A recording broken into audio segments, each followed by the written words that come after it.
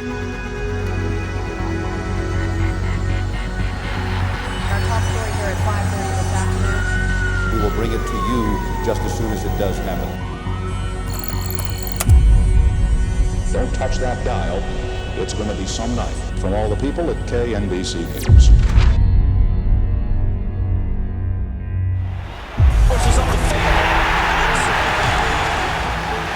I think we probably have arguably the two best players in the NBA. You think of one of the best to ever do it in any sport for this generation or many others, the one word Kobe will come up for sure. He was more than a symbol, he was more than a citizen. He really was a part of the soul of the city.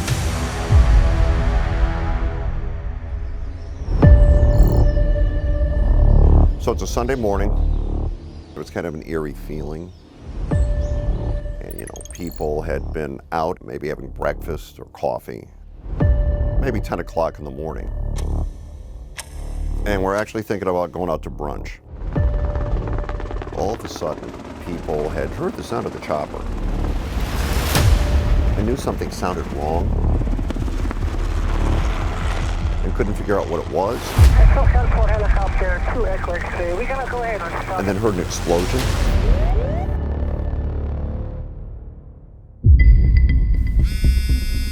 I got a call from a friend of mine, Nick Hamilton. And Nick does a lot of stuff around town. He's a terrific reporter, worked very hard. And he says, did you hear about Kobe? It's 10 o'clock in the morning on a Sunday. I said, what about Kobe? Because you don't know. I went, no, I'm just sitting here. And you know how you get that eerie feeling? Experience that? The hair on your arm raises. Kind of get chills. He goes, look at TMZ. I just held up the phone. I showed it to the people that were in the room with me, my family. No one could speak. We're coming on the air with breaking news, very sad news to tell the sports world. The LA Times is reporting that retired Los Angeles Lakers basketball star Kobe Bryant has been killed in a helicopter crash. I didn't believe it. What? No. You can see the picture there. It burst into flames on impact, starting a nearby brush fire. I immediately called our assignment desk here at Channel 4. And all I said was, is it true? Do we have it confirmed? He goes, we're working on it. I got up off the couch, I went upstairs, I took a shower, I put on a suit, and I drove right into the station. And I walked in, and everybody was just standing around, and they told me, it's confirmed. The helicopter slammed into the hillside at Las Virgenes Road and Willow Glen Street. Kobe, reportedly on board at the time, no survivors. And Renee Washington, who was our news director, said, you need to get ready to go on. So I sat down in front of the newsroom camera. Los Angeles lost an incredible basketball player. I was on for about 6 hours, talking about the information we knew. We know that Kobe Bryant lost his life, his daughter Gianna, trying to dispel what had been reported but not confirmed. We don't know who else was on the chopper yet, talking about his life. The moments he made us smile, he brought us to the edge of our seat, talking about how he was received in Los Angeles. How many players in Los Angeles have been on a team for 20 years? 20 years. One hometown. One hometown. And as the story unfolded, we learned there were a number of people in the chopper. We now know there were 9 people on the chopper, not 5. I tried to be very cognizant of pointing out there were other people on that flight as well, all suffering the same pain. A wife lost a husband, daughters lost a father, parents lost a son, and then I thought about what it was like for his wife, Vanessa. You don't ever want to lose your spouse, ever. It's your life partner. And I said, you know, look at Vanessa Bryant. She lost her husband. She lost a daughter. As someone who has kids, you can't lose your kids. You just can't. A mother can never lose their kids. A mother can never bury a child. You can't. I just think it's important to keep this in perspective as we continue following the story and reporting details. Yes, he was a great basketball player, but he was a father. He was a husband. He was a friend to many people. I knew Kobe. And I was just trying to point out, just because we knew Kobe didn't mean that everybody wasn't suffering as much. Everybody here has so much pain. Los Angeles had lost I just never saw this coming. an icon. It's difficult to imagine LA without Kobe. He was such an integral part of not only how we saw ourselves, but how the world saw us. And I think everybody in their own way had lost someone special. Kobe! Kobe! Special in regards to what he meant to them. Well, you know, I probably would have never been a basketball fan if it wasn't for Kobe.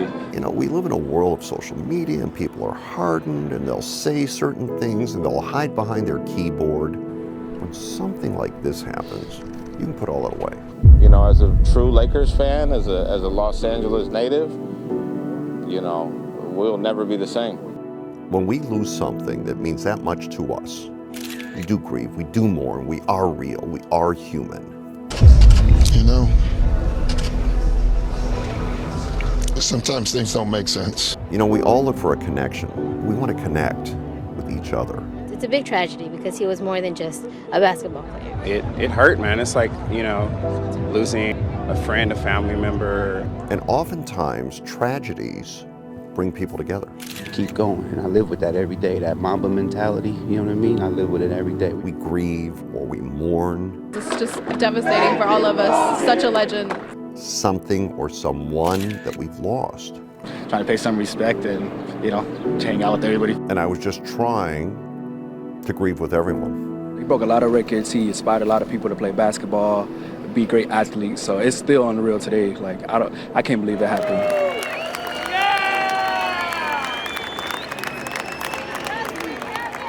This wasn't about sitting there as a news anchor reporting news. You kind of take ownership of him. Sure. I mean, he was a kid when he got here. This is personal. It was personal to all of us. You've seen him grow. And that's another reason why this hurts so much. When something like this happens, from a production standpoint, what's the first thing you do? We're getting some more reaction from Laker great Magic Johnson, who tweeted out, "My friend, a legend, husband, father, son, brother, Oscar winner." We have to find people to continue the story. So I've known Jerry West forever. I consider him a friend. And Jerry West was the person that brought Kobe to Los Angeles. He knew Kobe as well, if not better than anyone. He considered Kobe a son and basically thrust him into the spotlight. So we called Jerry. He was heartbroken. He was devastated. Jerry, are you there? And if you are, thank you for coming on. Well, I am Fred, yes. Thanks for having me. He was like a son for me, to be honest with you. And I just,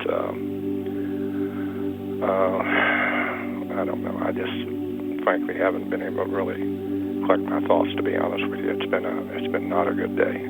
He was grieving while he was on the air. He had something special, okay, and anyone could have seen it. He talked about him. Talked about the kid he was, the man he grew into. He was making a difference. He talked about sacrifices he made. He wanted to win at all costs. Some of the problems he had, some of the things that he lived through, but that was hard for Jerry. This is not going to go away from me, I know that. And I'm always appreciative and thankful at a moment when he was personally grieving that he would come on and join us. And his legacy will live forever.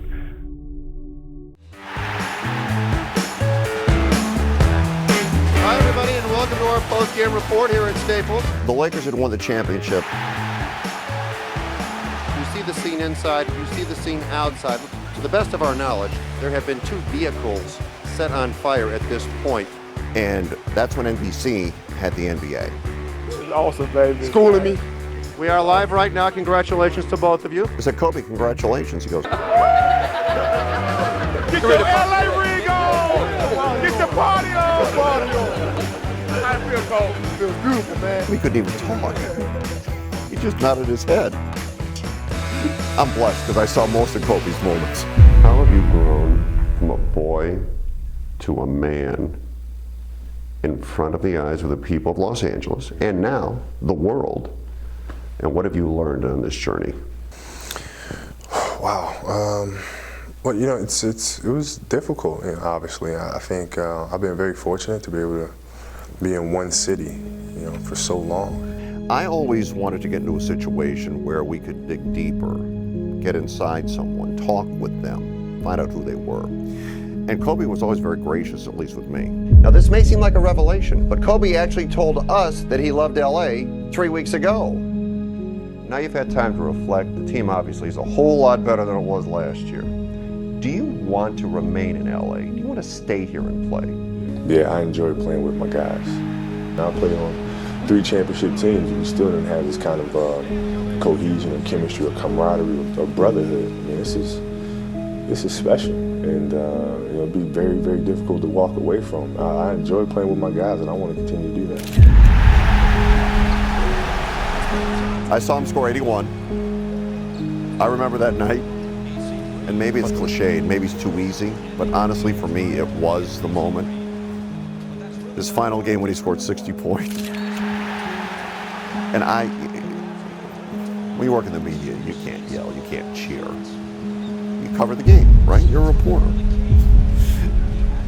I know exactly where I was sitting. And every time he touched the ball, I would just scream, shoot it! From wherever he was, no matter who was on him, just shoot it. And Byron Scott, who was coaching Kobe at that time, so they called a timeout late in the game. The game was closed too, by the way. Kobe came out during the timeout. He was exhausted. Literally, his tongue was hanging out. And he could barely breathe. I mean, he was spent. I think Byron said to him, you got another 3 minutes? You got another 3? And he just went back out there and continued. And he got 60 points. And he was exhausted. And he should be. That's too much to ask of anyone at his age, doing what he did.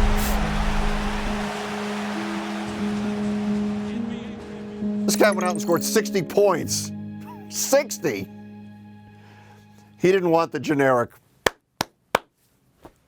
because he didn't ever want that.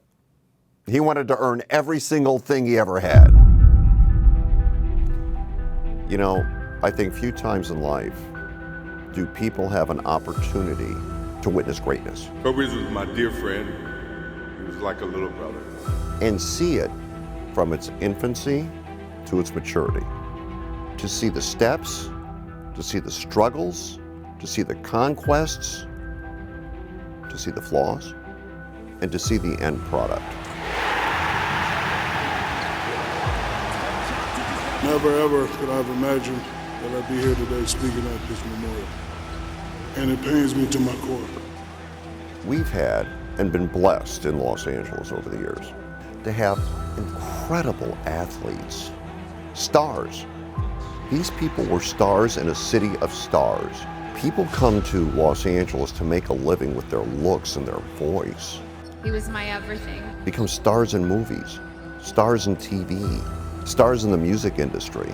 It's really something when you live in a place and get to watch somebody from the beginning to the end become the biggest star of all, and that was Kobe Bryant.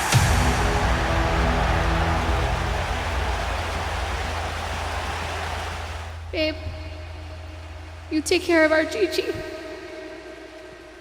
And I got Nani, Bibi, and Coco. We're still the best team.